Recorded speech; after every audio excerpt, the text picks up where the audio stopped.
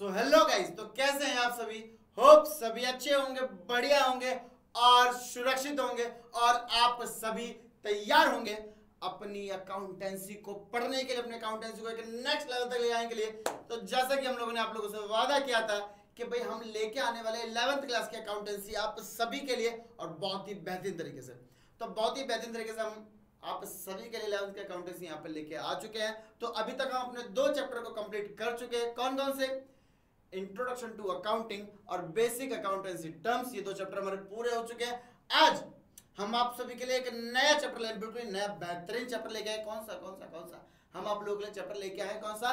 Principles and assumption of accounting.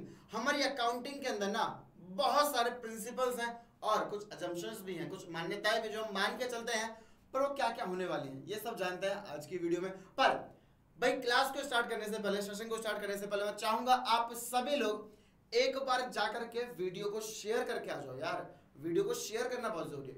तो एक बार आप सभी लोग वीडियो को शेयर कर दीजिए, ठीक है। मैं तहे दिल से चाहूंगा कि आप लोग वीडियो को शेयर करें। तो जल्दी से जल्दी, ज्यादा से ज्यादा जितना हो सके उतना इस वीडियो को शेयर कीजिए गाइस, ठीक है, ताकि बच्चे आए और सीख सके, जुड़ सके और जल्दी से जल्दी बच्चों अपने बेसिकली इस चैनल के ऊपर जितने भी आपके दोस्त वगैरह ना उन सबको ले आओ यार, ताकि मजा आए, ले आओ। तो बाल को शुरू करें। तो आइए शुरू करते हैं भाई अपना बेसिक अकाउंटिंग टर्म्स, ठीक है, और हमारे अजम्पशंस क्या क्या होने वाले हैं। तो आइए शुरू करते हैं। तो भाई सबसे पहले मैं अपने बारे में थोड़ा सा बता दूं। मेरा नाम रोहित शर्मा है। मैंने अपनी एमकॉम और बीकॉम ऑनर्स दिल्ली यूनिवर्सिटी से कंप्लीट की है, ठीक है। फंबल हो जाता है कभी कभी, ठीक है।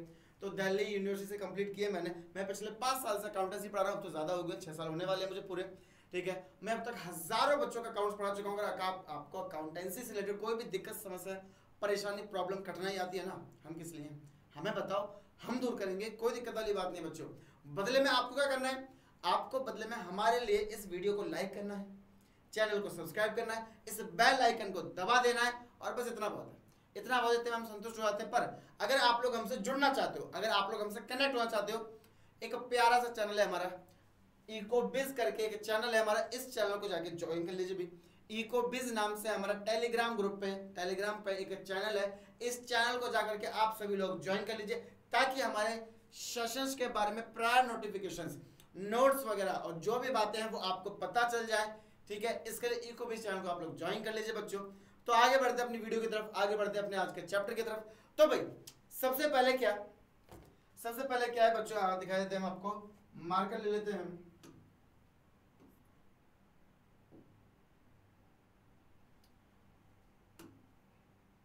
हाँ अब ठीक है। तो भाई सबसे पहले हम आएंगे फंडामेंटल अकाउंटिंग अजम्पशन। अब अजम्पशंस होते क्या है? सबसे पहले हम आ तो गए फंडामेंटल अकाउंटिंग अजम्पशंस के ऊपर, बट बच्चों अजम्पशंस होते क्या है, मान्यताएं क्या होती हैं? तो अजम्पशंस सब लोग सुनना ध्यान से। अजम्पशंस क्या होते हैं सुनो।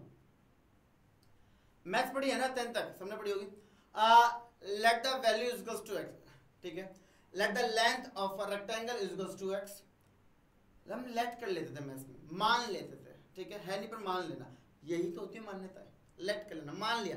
तो भाई अजम्पशंस का मतलब क्या होता है? मान्यता है, जो आप मान लेते हो, असलियत में ऐसा है कि नहीं पता नहीं, पर हम मान के चलते हैं, पर हम वो चीज मान के चलते हैं। तो अकाउंटेंसी के अंदर भी हमारी 3 तरह की मान्यताएं होती हैं जो हम मान के चल लेते हैं। तो भाई अकाउंट्स के अंदर भी हमें 3 तरह की मान्यताएं होती हैं, फिर से बोलता हूँ, जो हम मान के चलते हैं कि ऐसा होगा, ठीक है। अब वो मान्यताएं क्या क्या है आओ देखते हैं। भाई पहली मान्यता है हमारा गोइंग कंसर्न अजम्पशन। दूसरा अजम्पशन है भाई हमारा, ठीक है, दूसरी मान्यता है हमारी कंसिस्टेंसी अजम्पशन, और तीसरी है जी हमारी एक्यूरल अजम्पशन। अब ये तीनों मान्यता क्या क्या बताती हैं, क्या क्या होता है इसके अंदर, वो तो आगे वीडियो में पता चल ही जाएगा, कोई दिक्कत वाली बात ही नहीं है इसमें। तो फिलहाल के लिए हमारे जो अजम्पशंस होते हैं बच्चों, वो हमारे 3 तरह के अजम्पशंस होते हैं। कितने तरह के अजम्पशन होते हैं बालको? हमारे 3 तरह के अजम्पशन होते हैं, ठीक है गाइस। तो आगे बढ़े बालको, आगे बढ़े, बढ़ ले आगे। तो भाई हमारा, मैं फिर से बोल देता हूँ, हमारा भाई गोइंग कंसर्न अजम्पशन होता है, कंसिस्टेंसी अजम्पशन होता है, और एक्यूरल बेसिस अजम्पशन होता है। एक्यूरल अजम्पशन कहते हैं जैसे एक्यूरल अजम्पशन होता है। आओ आगे बढ़े, एक एक करके सबके बारे में जान लेते हैं। एक एक करके बालको सबके बारे में जान लेते हैं कि अजम्पशंस है क्या। तो सबसे पहले आते हैं गोइंग कंसर्न अजम्पशन पे। सबसे पहले किस पे आते हैं बच्चों? गोइंग कंसर्न अजम्पशन पे। नाम से ही पता चल रहा है जी गोइंग कंसर्न अजम्पशन। तो सुनो ध्यान से, गोइंग कंसर्न अजम्पशन कहता क्या है, पहले समझ लेते हैं फिर डेफिनेशन देख लेंगे। तो गोइंग कंसर्न अजम्पशन क्या कहता है कि जी ये कहता है कि आप कोई भी बिजनेस स्टार्ट करते हो ना, क्या बोला मैं, आप कोई भी बिजनेस स्टार्ट करते हो ना तो क्या सोच के करते हो, कल बंद हो जाएगा, बताओ। आपने आज एक बिजनेस शुरू करा, मान लो आपके यहाँ आस पड़ोस मोहल्ले में आपने एक बिजनेस स्टार्ट किया, काय का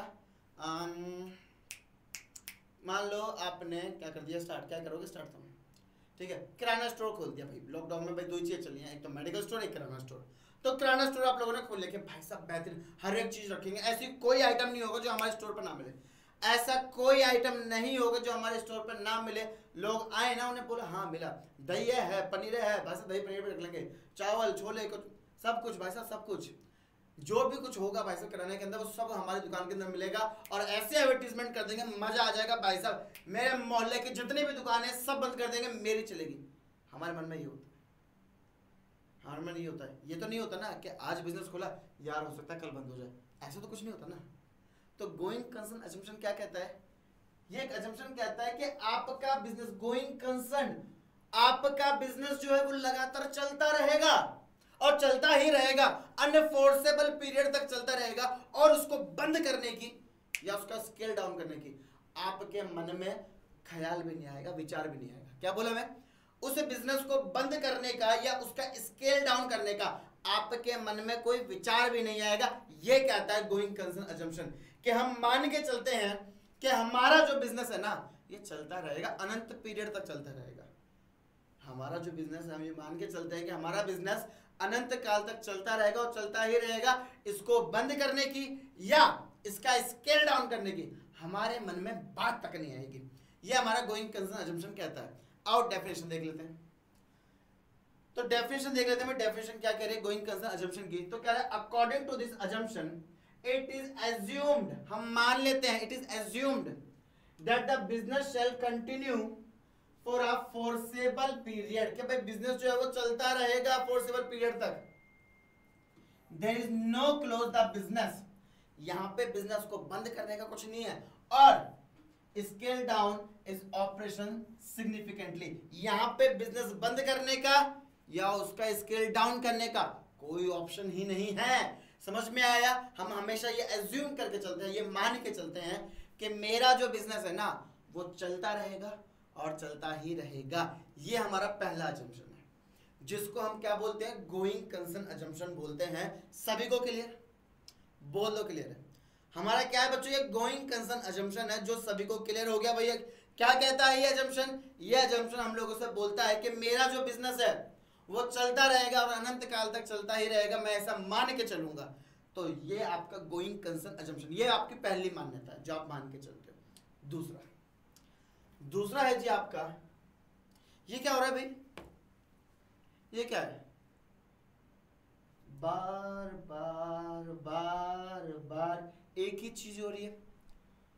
इसे मतलब ये कंसिस्टेंटली उछल रहा है ना, ये क्या हो रहा है, ये कंसिस्टेंटली उछल रहा है, बार बार एक ही जैसी चीज कर रहा है, कंसिस्टेंटली उछल रहा है।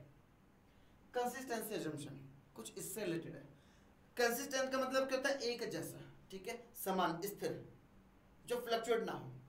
कंसिस्ट का मतलब ये होता है। तो कंसिस्टेंसी अजम्पशन ये कहता है कि कोई भी मेथड या कोई भी टेक्निक अगर आप साल के दौरान यूज करते हो तो उसको आप बार बार चेंज नहीं करोगे। देखो क्या कह रहा है, डेफिनेशन पे आते हैं भाई, डेफिनेशन क्या कहती है हमारी, डेफिनेशन पे आते हैं बच्चों, डेफिनेशन क्या कहती है कंसिस्टेंसी अजम्पशन के लिए।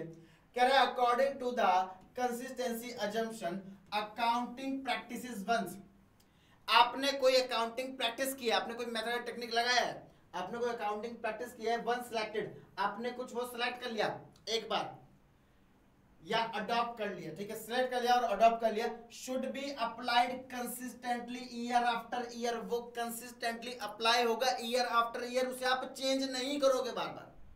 समझ में आया, उसको आप बार बार चेंज नहीं करोगे, सिंपल इज दैट। तो कंसिस्टेंसी अजम्पशन क्या कहता है कि कोई भी आपने अकाउंटिंग की प्रैक्टिस अप्लाई कर ली तो उसको आप बार बार नहीं बदलोगे, उसको आप बार बार नहीं चेंज करोगे। बोलो क्लियर है, वो कंसिस्टेंटली अप्लाई होता रहेगा ईयर आफ्टर ईयर। समझ में आया? समझ में आया क्या? आगे देखो, आगे देखो, एक्रुअल अजम्पशन। बच्चों एक्रुअल अजम्पशन क्या होता है, सुनना ध्यान से।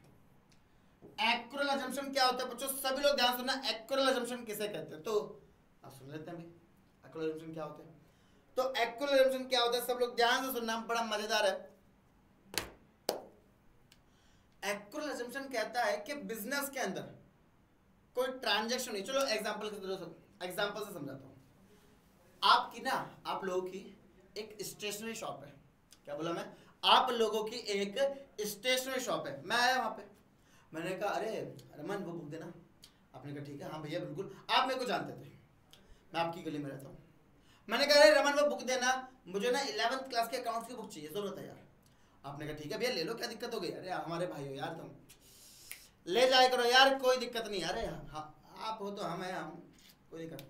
तो आपने मुझे वो बुक दे दी। मैंने कहा कितने की? आप कह रहे 500। मैंने कहा पैसे तो नहीं है, पैसे तो नहीं है।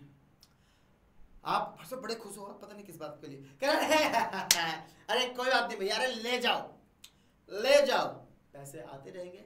तुम कौन से भागे जा रहे हो? उसको क्या पता था मेरा इरादा क्या है, पर मैं भगा नहीं। तो आपने क्या करा, मेरे को बुक उधार दे दी, पर आपने माल बेच दिया।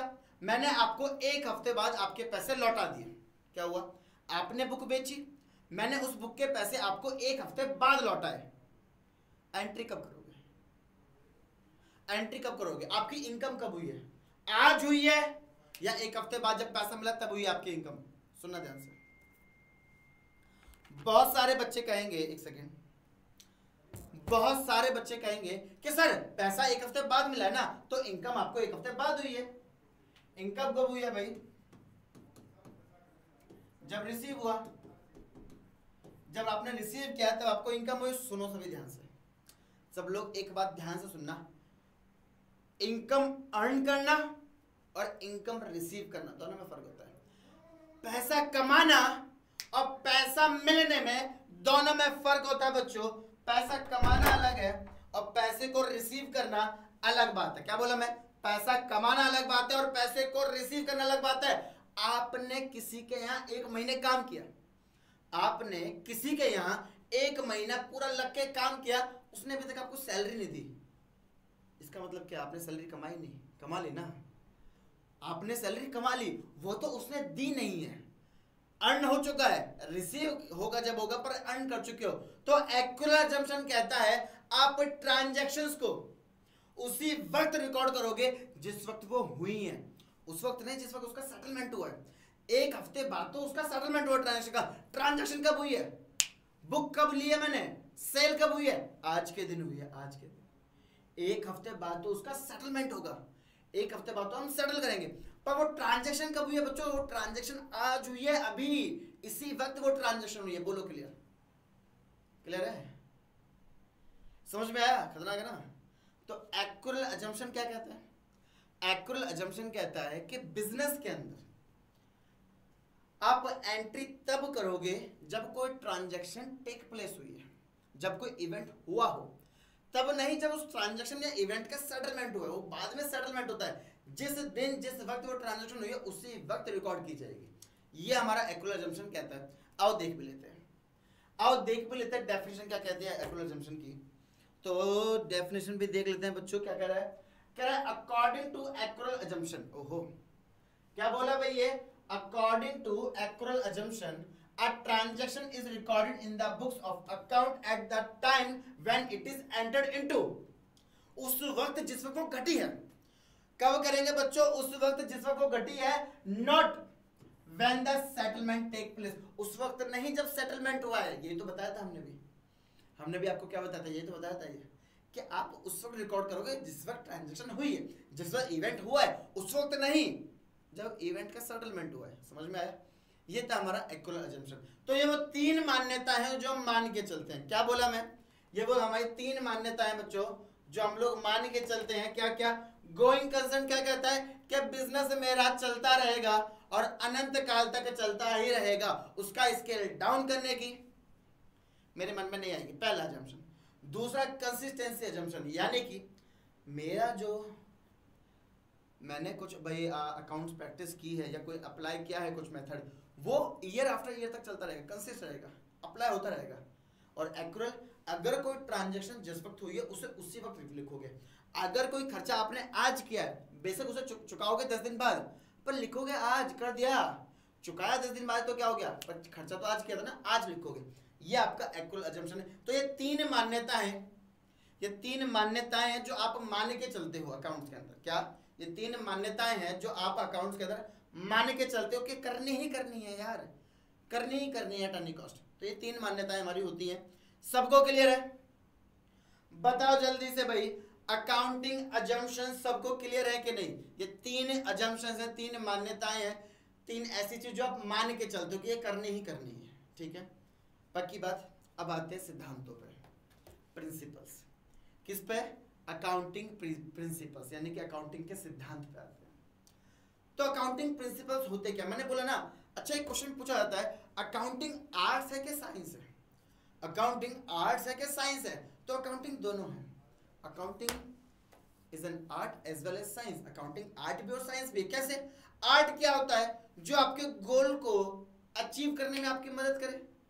आर्ट क्या है? वो मेथड या टेक्निक जो जिससे आप अपना गोल को अचीव कर पाओ, वो आर्ट है। हाँ भाई, हमारा मेन गोल क्या है? प्रॉफिट का, नेट प्रॉफिट का पता लगाना, अपने एक्सपेंसेस का पता लगाना, अपनी फाइनेंशियल पोजीशन का पता लगाना। अकाउंटिंग ये करती है? हाँ जी करती है। अकाउंटिंग इज एन आर्ट, हमारे गोल को अचीव करवाती है। अकाउंटिंग इज एक आर्ट है। साइंस क्या होता है? ऐसी कोई भी चीज जिसके अंदर लॉज एंड प्रिंसिपल्स हो। क्या बोला मैं? ऐसी कोई भी चीज जिसके अंदर लॉज हो और प्रिंसिपल्स हो, उसे हम साइंस कहते हैं। तो है ना, आपकी अकाउंटिंग में भी तो प्रिंसिपल्स हैं। आओ देखें, तो हमारे अकाउंटिंग में भी बच्चों प्रिंसिपल्स हैं। आओ देखते हैं वो प्रिंसिपल्स क्या कहते हैं। तो ये रहे हमारे अकाउंटिंग के प्रिंसिपल्स, अकाउंटिंग प्रिंसिपल्स। तो ये रहे हमारे अकाउंटिंग के प्रिंसिपल्स बच्चों। अब प्रिंसिपल होता क्या है? देखो भाई क्या कह रहे हैं, देखो प्रिंसिपल के बारे में। प्रिंसिपल होता क्या है? क्या? Principle of accounting are the general law या रूल कह लो। प्रिंसिपल ऑफ अकाउंटिंग क्या? जनरल लॉ है या रूल है, अडेप्ट और propose as a guide to action, जो अडेप्ट किए जाते हैं किसके लिए? गाइड टू एक्शन, कि इस टाइम पे क्या एक्शन लिया जाए। ठीक है, इस टाइम पे क्या एक्शन लिया जाए। A settled ground और basis of conduct और practice, किसके टाइम पे? एक settled ground के टाइम पे, या फिर जब हम अकाउंटिंग प्रैक्टिस करते हैं उस टाइम पे इसके जरिए हम एक्ट करते हैं कि क्या मानेंगे। जैसे किसी ने आपके भाई सोना चुरा लिया, तो एक्ट बनाए भाई 420 420 धोखाधड़ी। तो धोखाधड़ी का केस लग जाता भाई, और उसने धोखे से आपको कुछ पर्स मार लिया, छीन लिया, तो भाई 420 का केस लग जाता, भाई ने धोखा दिया। ठीक है, तो हमें क्या पता है? एक्ट पता है, लॉ पता है, उसके लॉ क्या है। तो अकाउंटिंग प्रिंसिपल्स भी क्या है? इसी टाइप के लॉज हैं, इसी टाइप के सिद्धांत है कि उस टाइम पे क्या करोगे, उस टाइम पे उसको क्या माना जाएगा, कैसे ट्रीट किया जाएगा। ठीक है, तो बढ़ते हैं बच्चों अपने पहले सिद्धांत की तरफ, बढ़ते हैं हम लोग अपने पहले लॉ की तरफ। तो पहला लॉ क्या कह रहा है, आओ देखें। पहला लॉ है बच्चों आपका बिजनेस एंटिटी प्रिंसिपल। पढ़ने से पहले सुनना ध्यान से, पहले नाम समझते हैं, इसका संधि विच्छेद करते हैं। बिजनेस व्यापार, एंटिटी पहचान, बिजनेस एंटिटी व्यापार की पहचान, ये तो समझ में आया। प्रिंसिपल तो व्यापार की पहचान से संबंधित कुछ हमारा होने वाला है। बिजनेस एंटिटी प्रिंसिपल व्यापार की पहचान से संबंधित यहाँ पे कुछ होने वाला है। तो देखो सुनो ध्यान से, बिजनेस एंटिटी प्रिंसिपल कहता क्या है, होता क्या और कहता क्या आप लोगों से। तो बिजनेस एंटिटी प्रिंसिपल आप लोगों से क्या कहता है? बिजनेस एंटिटी प्रिंसिपल कहता है कि आपका बिजनेस और आपका बिजनेसमैन दोनों अलग अलग है। क्या बोला? आपका बिजनेस और आपका बिजनेसमैन दोनों सेपरेट हैं, दोनों अलग अलग हैं। अकाउंटिंग दोनों को अलग अलग ट्रीट करती है। ठीक है, तो भाई बिजनेस एंटिटी प्रिंसिपल ये कहता है कि मालिक की पहचान अलग है और बिजनेस की पहचान अलग है, दोनों सेपरेट एंटिटीज हैं, दोनों अलग अलग है। अब कुछ बच्चे सोचेंगे सर कैसी बातें कर रहे हो, कैसी खामोखा की बातें कर रहे हो सर आप, दोनों की अस्तित्व अलग कैसे हो सकते हैं, दोनों की पहचान अलग कैसे हो सकती है सर, ये तो कमाल की बात कर दी आपने, मतलब मूर्ख बना दिया आपने। ऐसा थोड़ा होता है, ऐसा थोड़ा होता है सर, कैसी बातें कर रहे हो, ना ना झूठे होता है। हम ये मान के चलते हैं कि बिजनेस अलग है, बिजनेस का मालिक अलग है। आप किसके लिए काम करते हो? बिजनेस के लिए, बिजनेसमैन के लिए। अगर मैं किसी बड़ी कंपनी में लग जाऊं, अगर मैं किसी बड़ी कंपनी में लग जाऊं, मान लो मैं रिलायंस में लग गया, तो मैं किसके लिए काम करूंगा? मोदी जी के लिए काम करूंगा या मैं रिलायंस के लिए काम करूंगा? मैं रिलायंस के लिए काम करूंगा। समझ में आ रहा है? मैं मोदी वो क्या कहते हैं, क्या नाम है, मैं गवर्नमेंट में चला गया, पर मैं क्या करता, रिलायंस के मालिक का नाम क्या था? अंबानी जी, अंबानी जी। तो मैं अंबानी जी के लिए काम करूंगा या फिर मैं किसके लिए, या फिर मैं रिलायंस के लिए काम करूंगा? मैं अंबानी जी के लिए काम नहीं करूंगा, मैं रिलायंस के लिए काम करूंगा। बिजनेस के लिए वर्क करते हैं, ठीक है, मैं बिजनेस के लिए काम करूंगा। इसी तरीके से आप जब किसी बिजनेस में होते हो, आप जब किसी बिजनेस में होते हो, बच्चों सुनना सभी ध्यान से, आप जब किसी बिजनेस में होते हो तो क्या होता है? तो क्या होता है? तो उस बिजनेस की पहचान अलग होती है, उसके मालिक की पहचान अलग होती है।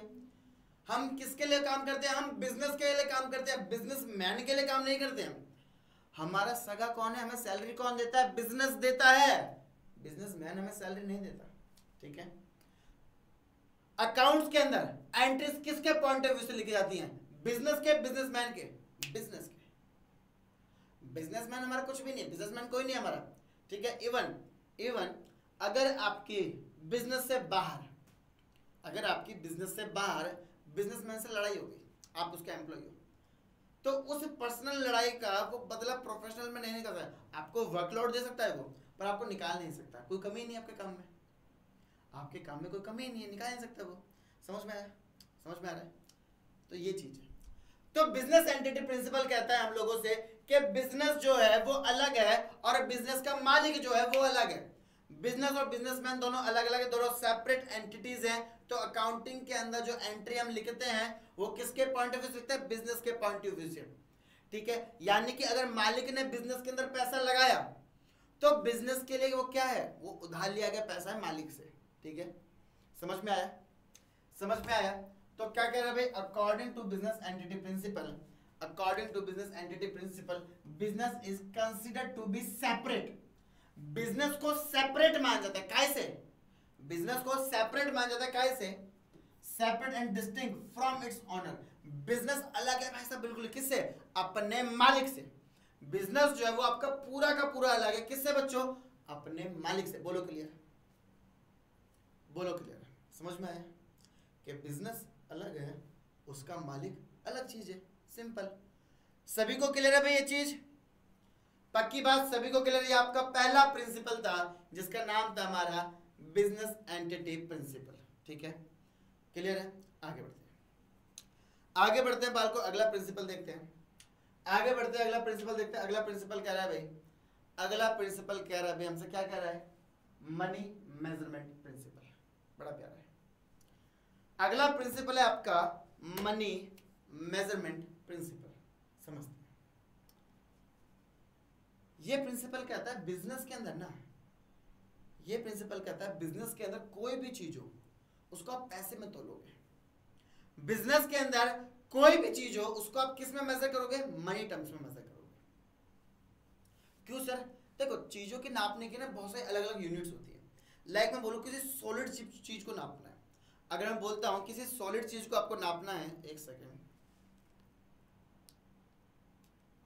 हाँ, अगर मैं बोलूं आपसे कि किसी सॉलिड चीज को आपको मेजर करना है, हाँ ठीक है, अगर आप लोगों से बोलूं मैं किसी सॉलिड चीज को मेजर करना है तो क्या कहोगे आप? केजी।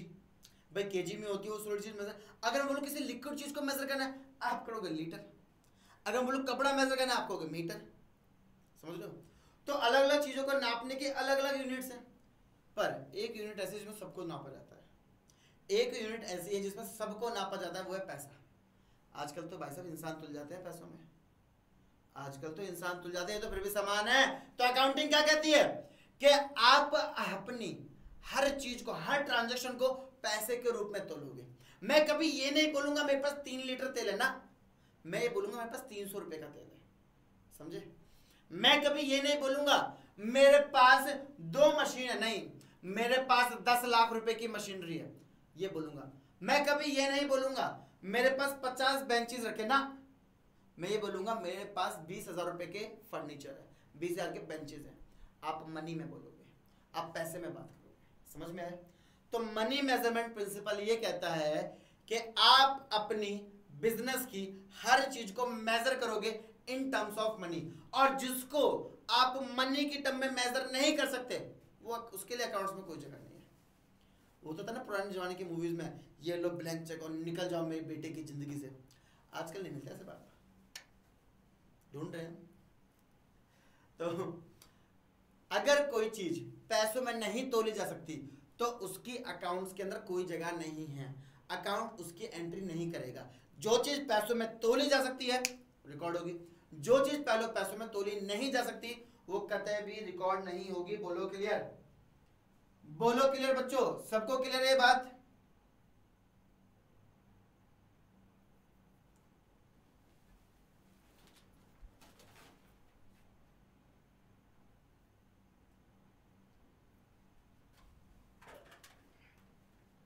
एक मिनट दीजिएगा बस।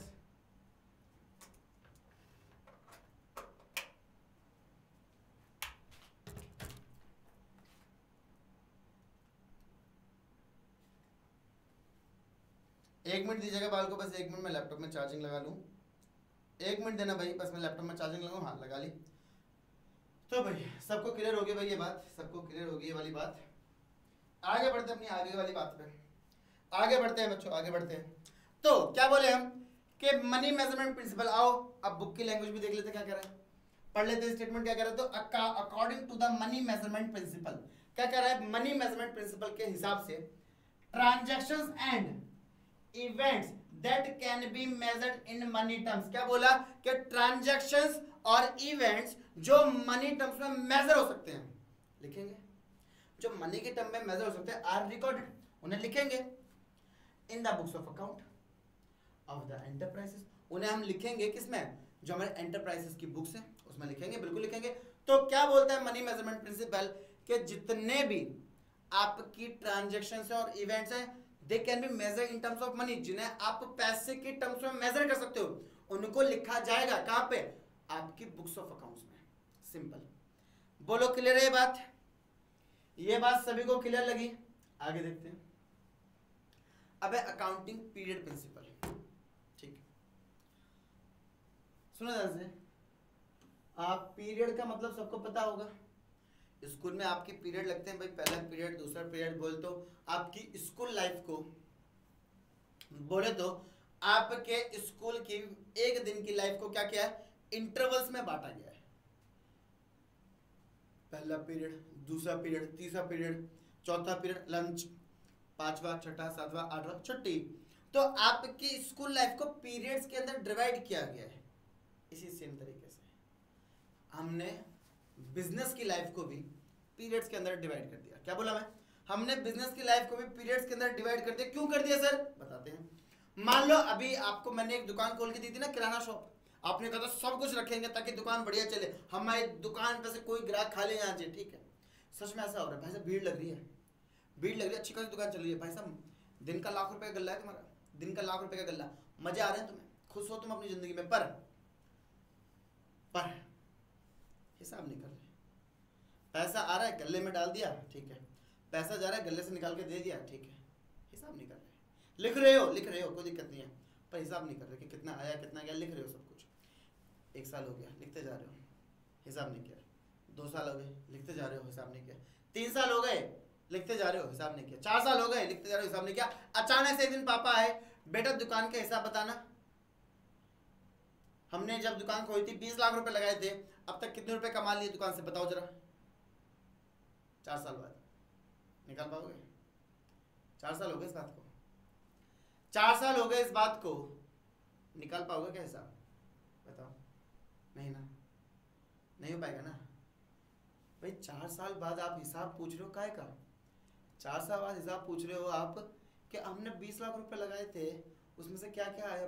पापा कैसी बातें कर रहे हो, अब तक तो दुकान के पैसों से पता नहीं क्या क्या खर्च कर लिया। पापा कह रहे बता क्या क्या कर लिया, हिसाब है कुछ? पापा नहीं, कोई हिसाब नहीं भाई। पापा क्या करें?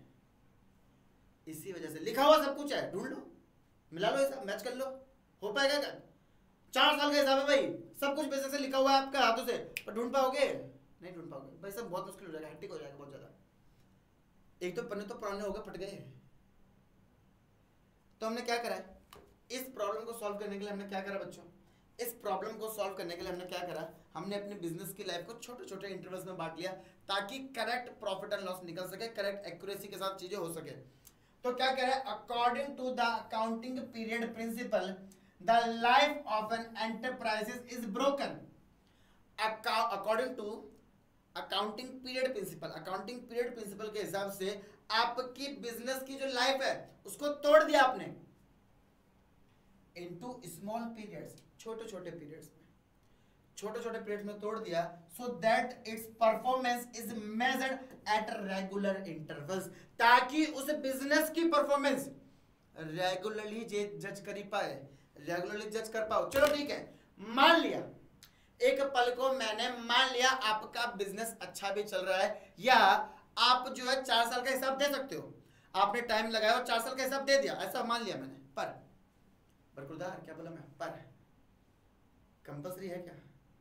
सोचो आपका बिजनेस आपको लग रहा था फायदे में जा रहा है, पर वो नॉट प्रॉफिट नॉट लॉस की कंडीशन पे चल रहा हो, या कोई मेथड या टेक्निक या कोई नया प्रोडक्ट, कोई नई पॉलिसी आपने लगाई थी, काम कर रही है वो नहीं कर रही, पता कर पाओगे क्या? 4 साल हो गए यार, पर यार ये वाला प्रोडक्ट तो बिक ही नहीं रहा, कैसे पता किया? 4 साल बाद पता किया, अगर पहले पता कर लेते तो अच्छा होता ना। तो ताकि रेगुलर बेसिस पे आप अपनी परफॉर्मेंस को मेजर कर पाओ, तो हमने क्या करा, अकाउंट के भाई लाइफ को छोटे छोटे इंटरवल्स में बांट लिया, 1 साल के, फॉर एग्जांपल एक साल के, हर साल हम हिसाब करते हैं, हर साल हम देखते हैं हमें बिजनेस की परफॉर्मेंस कैसे चल रही है, हर साल हम देखते हैं भाई कितना फायदा हुआ, हर साल हम देखते हैं भाई कितने तरह के एक्सपेंस हुए, ये चीजें समझ में आया? ये था हमारा अकाउंटिंग पीरियड प्रिंसिपल। आगे आते बच्चों, आगे क्या कह रहे हैं, प्रूडेंस प्रिंसिपल। क्या बोला ये, प्रूडेंस प्रिंसिपल, इसको आप कंजर्वेटिज्म प्रिंसिपल भी कहते हो, प्रूडेंस प्रिंसिपल बोल लो या कंजर्वेटिज्म प्रिंसिपल बोल लो, बात एक ही है, मतलब एक ही दोनों का। क्या बोला मैं, चाहे तो आप प्रूडेंस प्रिंसिपल बोलो, चाहे आप कंजर्वेटिज्म प्रिंसिपल बोलो, बात एक है, कोई दिक्कत नहीं है दोनों में, बात एक है, दोनों में किसी भी तरह की कोई भी दिक्कत नहीं है। अब होता क्या है सर, ये होता क्या है, अब प्रूडेंस प्रिंसिपल क्या है, सुनना ध्यान से, सब लोग ध्यान सुनिएगा। प्रूडेंस प्रिंसिपल किसको कहते हैं, एक एग्जांपल के थ्रू समझाते हैं, ठीक है? यहाँ पे बहुत सारे बच्चे हैं हमारे, ठीक है, यहाँ पे हमारे बहुत सारे बच्चे हैं, सब लोग ध्यान सुनना, एक एग्जांपल के थ्रू समझाते हैं आपको प्रूडेंस प्रिंसिपल होता क्या है। अब मेरा एक दोस्त था जिसका नाम था राहुल, मेरा एक दोस्त था जिसका नाम था राहुल, इसने ना लॉटरी की टिकट खरीदी, राहुल ने एक लॉटरी की टिकट खरीदी 1000 रुपए की, लॉटरी अगर लगती तो ये 1 करोड़ रुपए जीता था। भाई साहब लॉटरी खरीदते बावला हो गए भाई साहब, करा रहे रोहित भाई अब तो कयामत आने वाली है, बता तुझे क्या चाहिए, तेरा भाई सब दिला सकता है, सब कुछ हो सकता है पॉसिबल। क्या रोहित भाई, पैसा हो तो जलवे लगे होते हैं, भाई साहब इसमें लगी 18 की, जीता नहीं है भी, खरीद लिया टिकट, कह रहा भाई तेरे भाई पे आने वाला है अंधा पैसा, कोई दिक्कत वाली बात नहीं है, बता तेरे को क्या चाहिए। मैंने कहा यार अगर मेरे को एक बाइक दिला दे यार। क्या कौन सी? मैंने कहा हार्ली डेविडसन, हार्ली दिला दे मेरे को। मैंने कहा ठीक है, उसने मेरे को 5 लाख रुपए दिए, क्या जा रोहित ले गया, भंडारा करा रहा है लौंडा, भाई साहब गली में भंडारा करा दिया मोहल्ले में इसने, 1 करोड़ रुपए की लॉटरी लगने वाली है, अभी पता नहीं लगेगी कि नहीं लगेगी, पर ये बंदा 8 लाख रुपए खर्च कर चुका है अभी तक खुशी में, ये बंदा 8 लाख रुपए खर्च कर चुका है खुशी में। क्या कहोगे इसको, समझदार बेवकूफ? समझदार कहोगे इसको या बेवकूफ कहोगे, बताओ जरा क्या कहोगे? लॉटरी की टिकट 1 करोड़ रुपए की लॉटरी जीत सकता है, ठीक है, पर जीतेगा नहीं जीतेगा भाई प्रोबेबिलिटी के ऊपर है ये, और ज्यादा चांस ना जीतने के हैं। आपको कितने लोग हैं जो लॉटरी में बर्बाद हो गए, पर इस बंदे ने 8 लाख का खर्चा कर दिया, भाई तेरा भाई जीतेगा हमारा, देखियो पैसा, भाई साहब बारिश होने वाली है, पैसों की बारिश, पागल हो गया। हम इसे क्या कहेंगे, समझदार बेवकूफ, बेवकूफ कहेंगे ना। अब राहुल को भूल जाओ, राहुल को भूल जाओ, एक और दोस्त है मेरा विवेक नाम का, एक और दोस्त है मेरा विवेक नाम का। अब विवेक ना एक दिन अचानक से सो के उठा, विवेक एक दिन अचानक से सो के उठा, उसने देखा उसकी गली के कोने वाले घर पे ना चोरी हो गई। तो भाई साहब करें हाँ यार, देखिए देखभाल के सोना चाहिए, ठीक है, देखभाल के सोना चाहिए, नींद कच्ची होनी चाहिए, कोई किसी के आने की बनक पड़ती तो आँख मेरी तो आँखें खुल जाती है यार, पता नहीं लोग कैसे होते हैं, ठीक है, पर फिर भी चलो देखभाल करके मतलब सारे गेट वगैरह देख के सोना चाहिए। बात हुई, सो गए सारे। अगले दिन उठे, देखा इनके घर के 2 घर छोड़ के चोरी हो गई। भाई साहब घर वाले भाई, अरे विवेक खिड़की तो बेटा जब जाओ छत पे छत का दरवाजा बंद करके आया करो, चोरी वोरी चल रही है आजकल भाई साहब, दो चोरी हो चुकी है अपने मोहल्ले में, अपनी गली में 2 चोरी हो चुकी है, अच्छे से सुना, अच्छे से सो गए। अगले दिन फिर उठे, अगले दिन फिर उठे, बगल वाले घर में चोरी होगी, बावले हो गए भाई साहब, क्या अरे ये क्या हो रहा है, यहाँ तो फाइनल डेस्टिनेशन चल रही है, एक एक करके भाई साहब मौत सर पे आ रही है, क्या करें, बगल वाले घर में चोरी हो गई, बावले हो गए। अब इनके घर वालों ने, विवेक ने क्या करा, विवेक ने 2.5 लाख रुपए खर्च करके एक अच्छा का बेहतरीन सा सिक्योरिटी सिस्टम लगा दिया अपने घर में। 2.5 लाख रुपए खर्च करके एक बढ़िया सा बेहतरीन सा सिक्योरिटी सिस्टम लगा दिया अपने घर में। विवेक समझदार है बेवकूफ है, बस सिक्योरिटी सिस्टम लगाया ताकि चोर ना आ पाए, और जो काम भी करता है भाई बहुत बेहतरीन था सिक्योरिटी सिस्टम। विवेक यहाँ पे समझदार है या बेवकूफ है? बहुत सारे लोग कह रहे हैं समझदार है, समझदार है। अच्छा सुनो ध्यान से, अब दोनों सिचुएशन को कंपेयर करते हैं। राहुल की सिचुएशन में भी वो काम नहीं हुआ पर उसने खर्चा कर दिया तो वो बेवकूफ, यहां पे भी इसके घर में चोर नहीं आया पर इसने खर्चा कर दिया, ये समझदार। ये भेदभाव नहीं है, ऐसा भेदभाव क्यों कर रहे हो तुम लोग? इसने खर्चा किया तो ये बेवकूफ, इसने खर्चा किया तो ये समझदार, क्यों? चलो बताते हैं। हमारी जो भी अकाउंटिंग है, इकोनॉमिक्स है, बिजनेस है, क्यों कैसे बनती है? ह्यूमन नेचर के हिसाब से बनती है। हमारी ये सब कैसे बनती है? ये ह्यूमन नेचर के हिसाब से बनती है। ह्यूमन नेचर है भाई, ह्यूमन नेचर है कि भाई साहब फायदे को फायदा तब तक नहीं मानना जब तक हाथ में ना मिल जाए। अभी मैं बोलूं आप लोगों से, जैसे ये सेशन खत्म होगा मैं आप सबके पेटीएम में 1000 रुपए डालूंगा, मानोगे? नहीं मानोगे ना? क्या बोला मैं? जैसे ही ये सेशन खत्म होता है मैं आप सभी के खाते में 1000 रुपए डालूंगा, मानोगे क्या इस बात को? नहीं मानेंगे सर।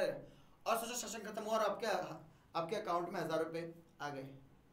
हाँ यार सर ने भेज दिए, सर ने सच कहा था, जब प्रॉफिट हाथ में मिल जाता है तब कहते हैं हाँ फायदा हो गया, तब फायदा हो गया भाई साहब, ठीक है समझो। पर मैंने बोला अब मैं टेलीग्राम पे ना एक होमवर्क डालूंगा, मैं टेलीग्राम पे एक होमवर्क डालूंगा, और अगर जिस किसी ने भी वो होमवर्क नहीं किया मैं उसको चैनल से ब्लॉक कर दूंगा, वो कोई क्लास नहीं ले पाएगा, मैं चैनल से ब्लॉक कर दूंगा, वो कोई भी क्लास नहीं ले पाएगा। ये मान लोगे?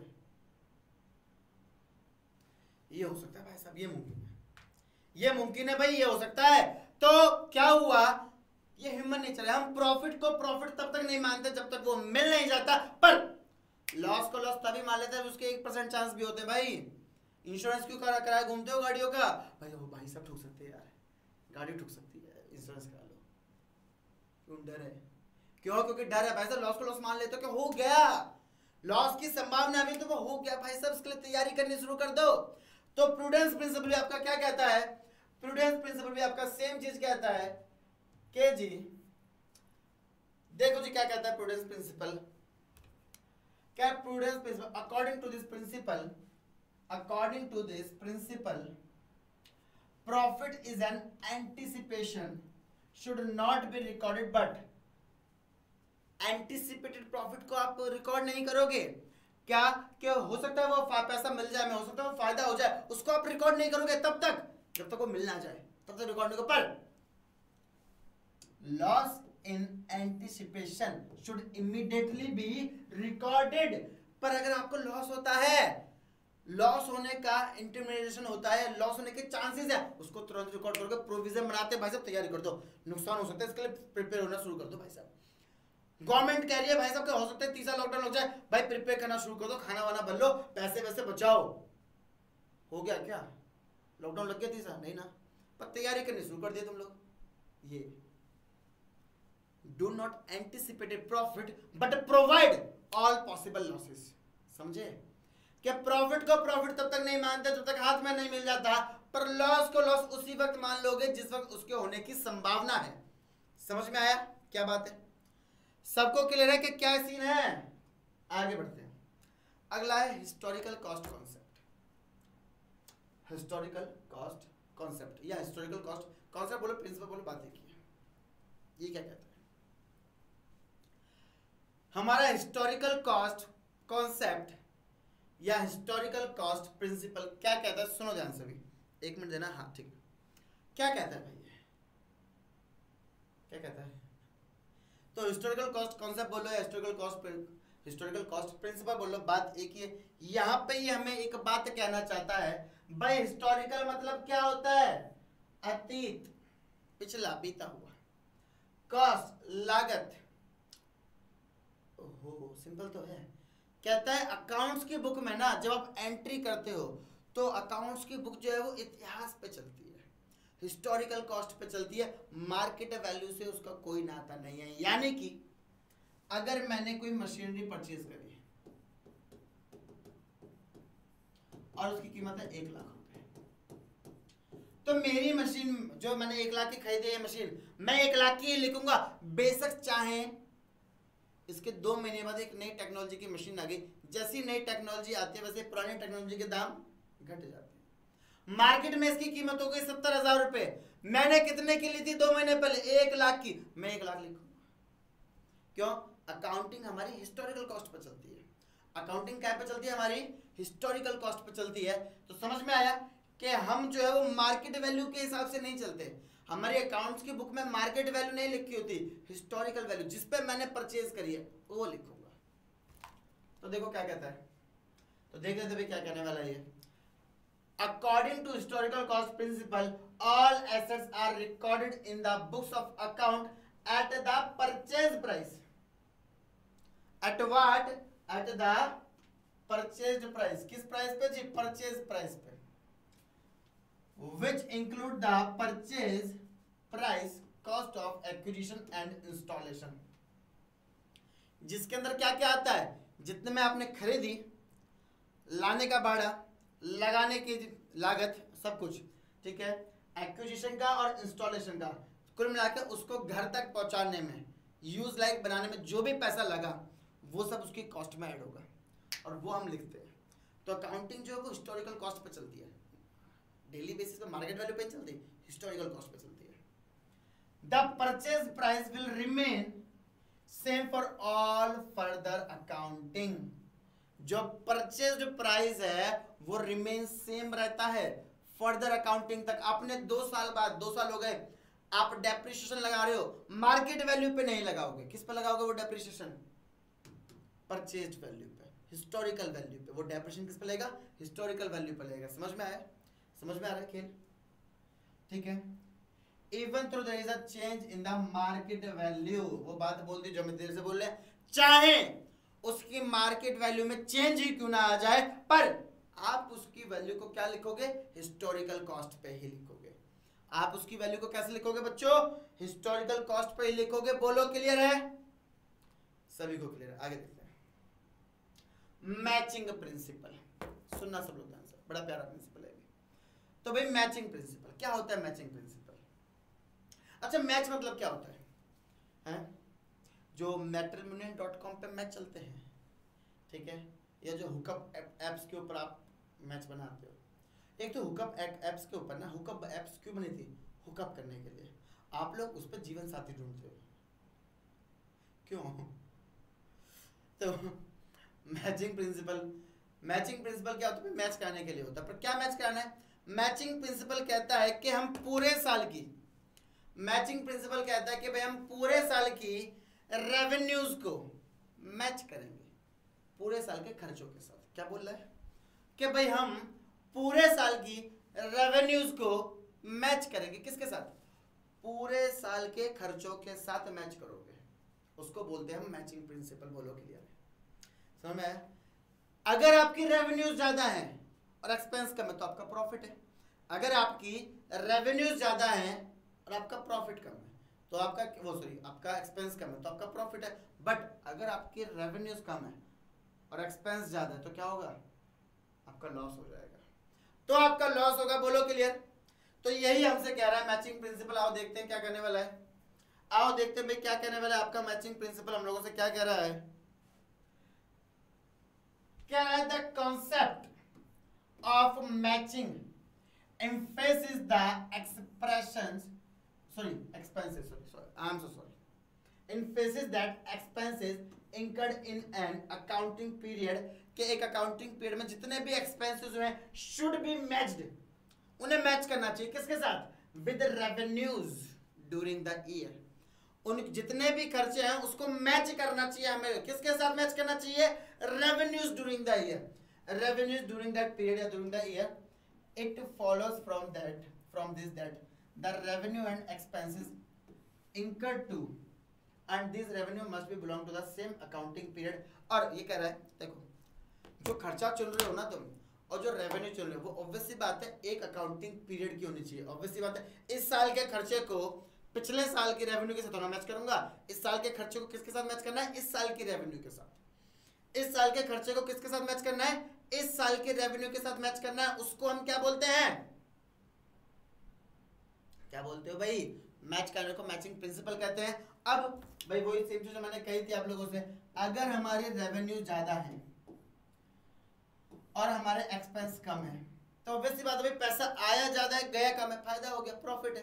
पर अगर आपकी रेवेन्यूज कम है और एक्सपेंस ज्यादा है, आया कम गया ज्यादा पैसा, लॉस हो जाएगा, उसको हम क्या बोल देंगे भाई, लॉस बोल देंगे। बोलो क्लियर है, बोलो बच्चों क्लियर है। आगे देखते हैं, एक प्रिंसिपल और है, एक प्रिंसिपल और है, वो इसमें लिखा नहीं है, मैं बता देता हूँ, रेवेन्यू रिकॉग्नाइजेशन प्रिंसिपल। क्या बोला मैं, रेवेन्यू रिकॉग्नाइजेशन प्रिंसिपल होता क्या है, होता क्या भाई रेवेन्यू रिकॉग्नाइजेशन प्रिंसिपल, सुना ध्यान से। ये प्रिंसिपल कहता है आप लोगों से, ये जो प्रिंसिपल है ये कहता है आप लोगों से कि रेवेन्यू को रेवेन्यू कब मानोगे, रेवेन्यू को रेवेन्यू कब मानोगे, जब वो मिली है या जब उसकी ट्रांजैक्शन हुई है। ये एक्यूरेट बेस जैसा है, मैंने अभी एग्जांपल दिया था ना, मान लो मैंने कोई चीज़ सेल करी, क्या सेल करा मैंने, मान लो ये पेन है, ये पेन मैंने बेच दिया भाई, मैं लेके आया था 3 रुपए का, कह रहा भाई मुझे चाहिए, पेपर करना है, खत्म हो गया, मैंने कहा पैसे मैं दूंगा, मैं ठहरा भाई साहब अकाउंट्स का बंदा, मैं कहा कॉमर्स का, मैं कहा फायदा हो जाएगा, मुझे इस पेन की जरूरत नहीं है पर फ्री में कैसे दूँ, मैंने कहा 2 रुपये लूँगा, लेना तो ले, ढक्कन नहीं, वो भी 1 रुपये इस बात का कम कर रहा हूँ, तुमने मुझे 2 रुपये दिए, मैं रेवेन्यू कर दी, मेरा काम था, मान लो मेरा काम था पेन बेचने का, ठीक है, मैंने कहा ले जा, मैंने बेच दिया, जो पैसा मेरे को आया वो मेरा रेवेन्यू है। अब वो कह रहा भाई अभी पैसा नहीं है, अभी पैसा नहीं तो मेरे को पेन दे दे, पेपर लिखना है, अभी पैसा नहीं, पेपर खत्म होते के साथ ही अगले पेपर में घर से लाके मैं तेरे को पैसे दे दूंगा। मैंने कहा ठीक है भाई, ठीक है। मेरी सेल कब हुई, मेरी सेल हुई आज, मेरे को सेल का पैसा कब मिलेगा, नेक्स्ट एग्जाम में आएंगे 2 दिन बाद 3 दिन बाद, जब मर्जी। मेरी सेल हुई आज, पैसा मिलेगा मेरे को 2 दिन बाद, तो मेरी रेवेन्यू कब हुई, 2 दिन बाद के आज हुई। तो रेवेन्यू रिकॉग्निशन प्रिंसिपल भी यही कहता है कि आप रेवेन्यू को रेवेन्यू कब मानोगे, जब वो ट्रांजैक्शन हुई है। आप लोग रेवेन्यू को रेवेन्यू कब मानोगे, जब आपने उसकी ट्रांजैक्शन की है तब, जब उस ट्रांजैक्शन का सेटलमेंट हुआ तब नहीं, समझे, जब वो ट्रांजैक्शन हुई है तब मानोगे, जब उस ट्रांजैक्शन का सेटलमेंट किया आपने तब थोड़ा मानोगे। समझ में आया, समझ में आया बाल को खेल क्या है, बोलो क्लियर है, समझ में आया। ये आपका चैप्टर खत्म, ये आपका अजम्पशंस और प्रिंसिपल्स समाप्त हो गए, आपके अजम्पशंस और प्रिंसिपल्स बच्चों समाप्त हो चुके हैं। 1-2 और है, जैसे कि आपका डुअलिटी प्रिंसिपल है, ठीक है, तो इसी टाइप से एक आपका मेरे ख्याल से मेटलिटी प्रिंसिपल है, वो भी है। तो ये कुछ ज़्यादा इंपॉर्टेंट नहीं, हालांकि मेटलिटी प्रिंसिपल इंपॉर्टेंट है भाई, किसी का मटेरियल किसी के लिए रॉ मटेरियल, किसी का फिनिश गुड हो सकता है, तो मटेरियल को मटेरियल हम तब मानेंगे जब उसके पीछे मानने की एक प्रॉपर रीजन होगा, वजह होगी, पैसों के बेसिस पर नहीं मान सकते हम, ठीक है, तो अलग चीज़ है वो। आगे बढ़ते हैं, आगे बढ़ते हैं बच्चों, क्लास समझ में आई सभी को, होप सभी को भाई अच्छी लगेगी, समझ में भी आएगी। कुछ बातें और हैं वो हम आप लोगों से कर लेते हैं, कुछ बातें और हैं वो हम आप लोगों से कर लेते हैं। बातें क्या है भाई, अनअकैडमी के प्लस सब्सक्रिप्शन की। तो अगर मैं बात करूँ अनअकैडमी के बच्चों प्लस सब्सक्रिप्शन की, तो यहाँ पे आपको क्या क्या मिल जाता है, यहाँ पे आपको मिल जाती हैं डेली लाइव क्लासेस। क्या आपको यहाँ पे मिल जाती है बच्चों daily live classes unlimited access के साथ, इंडिया के टॉप एजुकेटर्स यहाँ पे आपको पढ़ाने के लिए आते हैं बच्चों। रेगुलर डाउट क्लियरिंग सेशन होता है, एग्जीक्यूटिव कोर्स होता है, फुल कोर्स कवरेज होता है, मेंटरशिप मिलती है आप लोगों को, गाइडेंस दी जाती है प्रॉपर तरीके से, कैसे पढ़ना है, क्या पढ़ना है, सब कुछ तरीके से बताया जाता है आप लोगों को। स्टडी मटेरियल मिलता है बच्चों आप लोगों को पीडीएफ फॉर्म में, प्रैक्टिस टेस्ट होते हैं, लाइव टेस्ट सीरीज चलती है और बैच कोर्सेज होता है। इतना सब कुछ कहाँ मिल जाता है आपको? एक ही जगह पे। कहाँ पे? अनअकैडमी की लर्निंग ऐप पे। तो अनअकैडमी की लर्निंग ऐप को आपको डाउनलोड करना है, डाउनलोड करने का इंस्टॉल कर लीजिएगा, इंस्टॉल करने का प्लस पे जाइए, प्लस पे जाने का अपना गोल सेलेक्ट कर लीजिए, क्लास 11th, ठीक है 11th में तो भाई 11th सेलेक्ट करोगे आप और बस काम खत्म। इतना ही करना था, काम खत्म, इतना ही करना था। अमाउंट की टेंशन ज्यादा लेने की जरूरत है नहीं, अनअकैडमी बहुत ही ज्यादा लीनियंट अमाउंट पे आप लोगों के लिए सारे सब्सक्रिप्शन लेके आई है। फॉर एग्जांपल अगर मैं 9 मंथ का भाई सब्सक्रिप्शन की बात करूं, अगर मैं 9 महीने के प्लान की बात करूं, वैसे तो सारे प्लान आप लोगों के लिए, सारे ही प्लान बहुत बढ़िया बढ़िया है, सारे प्लान आप लोगों के लिए हैं। पर अगर फिर भी उसके बाद भी अगर मैं 9 महीने के प्लान की बात करूं तो 9 महीने का प्लान बच्चों आप लोगों को मिल जाता है मात्र 1444 रुपए में। उस पर भी डिस्काउंट है, रोहित स्टैंड कोड लगा देना। अब तो ऑफर चल रहा है, भी बताऊंगा उस ऑफर के बारे में। 10+5 का ऑफर चल रहा है, 9 महीने और उससे ज्यादा पे 10+5 का ऑफर है, यानी कि 15 महीने का। और कहाँ गया 12 महीने वाले प्लान पे कितने का है? 12 महीने वाले पे 10+10 का है ना फायदा। ठीक है, आप चाहो तो आइकॉनिक सब्सक्रिप्शन ले सकते हो। आइकॉनिक सब्सक्रिप्शन में क्या मिलता है बच्चों? आपको पर्सनल मेंटर मिलता है, लाइव डाउट सॉल्विंग सेशन मिलता है, वीकली रिपोर्ट मिलती है, पेरेंट टीचर का कनेक्शन मिल जाता है, यानी कि आपके पेरेंट्स को कोई दिक्कत नहीं होने वाली। पेरेंट्स के लिए बहुत खास फीचर है, मेरे बच्चे का क्या चल रहा है, क्या नहीं चल रहा, क्या हो चुका, क्या मेरे बच्चे क्लास में परफॉर्म कर रहा है कि नहीं कर पा रहा है, पेरेंट्स का कनेक्शन होगा पूरा पूरा। स्टडी प्लानर होगा यहाँ पे आपका, ठीक है। ऑल बेनिफिट्स प्लस वाले सारे फायदे यहाँ पे होने वाले हैं। अमाउंट की टेंशन यहाँ पे, मतलब मुझे पता है फायदे बहुत सारे बढ़ चुके हैं, पर अमाउंट इतना नहीं बढ़ा। जितने आपके फायदे बढ़ गए ना, अमाउंट उतना नहीं बढ़ा, टेंशन ना लो। अमाउंट बहुत ही ज्यादा, मतलब कुछ भी नहीं। ये भी बहुत लिमिट है। अगर मैं फिर से 9 महीने के प्लान की बात करूं तो मात्र 2556 रुपए पर मंथ कॉस्ट पे आपको सारे सब्जेक्ट मिल जाते हैं, क्या ना, अनलिमिटेड एक्सेस है। एक बार दो और भैया सारे सब्जेक्ट पढ़ो। उस पर भी डिस्काउंट है, रोहित स्टैंड कोड लगा देना। 10+5 चल रहा है 9 मंथ पे और 12 मंथ पे 10+10 चल रहा है। और उसके बारे में बात करें, देखो भाई उसके बारे में बता देता हूँ। अनअकैडमी स्पेशल ऑफर लेके आई आप लोगों के लिए, स्पेशल और आइकॉनिक और प्लस दोनों के लिए। क्या बोला मैं? प्लस और आइकॉनिक दोनों के लिए बच्चों 9 मंथ के सब्सक्रिप्शन पे क्या मिल रहा है? 5+10%, यानी कि 5% और 10 पर 9 मंथ के उस पर मिल रहा है आपको 15% का। पहली बार हुआ है ऐसा, पहली बार। और 12 मंथ पे मिल रहा है आपको 10+10 का। बहुत अच्छी बात है ना। जो करना क्या है, रोहित स्टैंड को कोड को अप्लाई करना है। रोहित स्टैंड कोड को अप्लाई करो तो भाई साहब वारे नियारे हो जाने अपने आप ही, अपने आप ही वारे नियारे हो जाएंगे, कोई दिक्कत वाली बात नहीं है। आगे देखो, अनअकैडमी भाई देखो, अनअकैडमी स्कॉलरशिप दे रहा है आप लोगों को। क्लास 11 के बच्चों के लिए स्कॉलरशिप टेस्ट है। 1 करोड़ रुपए तक की स्कॉलरशिप का सवाल है बच्चों। यहाँ पे फ्री एंड्रॉइड पे आपको टेस्ट देना है। 30 क्वेश्चन होंगे, 60 मिनट मिलेंगे। उसके लिए आपको हिंदी इंग्लिश दोनों में टेस्ट होने वाले। इनरोल करो। अभी इनरोल करने के लिए कौन सा कोड लगाना है? हर बार बता रहा हूँ, भूल जाते हो क्या? रोहित स्टैंड। इनरोल करने के लिए कौन सा कोड लगाना है बच्चों? रोहित स्टैंड कोड को लगा दो, मजा आ जाएगा। आगे देखो भाई, हमारे बैचेज है भाई, ठीक है, हमारे बैचेज यही चलते रहते हैं हमारे, ठीक है। हम आपके भाई हमें पता है टर्म 1 आ रहा है, तो टर्म 1 के लिए बैचेस चल रहे हैं भाई।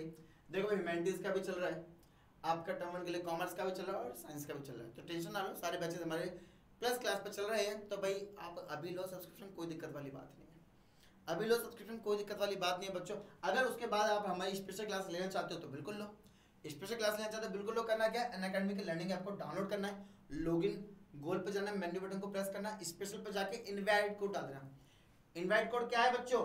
इनवाइट कोड है आपका रोहित स्टैंड। कोड को लगाओ, धन्य हो जाओ, कोई दिक्कत वाली बात नहीं। हर क्लास में रोहित स्टैंड लगा दो, फैला दो इस कोड को, रोहित स्टैंड कोड को।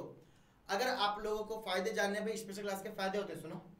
यहाँ पे एक तो आप हमसे डायरेक्ट इंटरेक्शन में आते हो, हमसे आप डायरेक्ट इंटरेक्ट कर सकते हो, बातें कर सकते हो, डाउट पूछ सकते हो, डाउट की फोटो भेज सकते हो, है ना, बढ़िया चीज।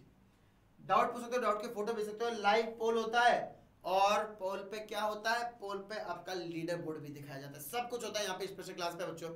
अगर आप क्विज ज्वाइन करना चाहते हो, हमारा क्विज ज्वाइन करने का भी सेम ही प्रोसेस है। यहाँ पे भी आपको कोड क्या लगेगा? यहाँ पे भी कोड आपका रोहित स्टैंड कोड ही लगेगा। तो बालको रोहित स्टैंड एकमात्र ऐसा कोड है जो कोड है कि उसके फायदे नहीं के, चाहे कोई भी फीचर लेना हो आपको, रोहित स्टैंड कोड को लगा दीजिए। तो एंड में आपसे ये कहेंगे thank you so much video में एंड तक बने रहने के लिए। अगर अभी तक आपने वीडियो को लाइक नहीं किया, लाइक कर दो। चैनल को सब्सक्राइब नहीं किया, चैनल को सब्सक्राइब कर दो, बेल आइकन दबा दो। मिलते हैं आप लोगों से, तब तक के लिए एक ही बात कहेंगे जो अनअकैडमी भी आप लोगों से हमेशा कहता है, क्या? Let's get it guys. तो bye guys, thank you so much, मिलते हैं आपसे अगली क्लास में, बाय।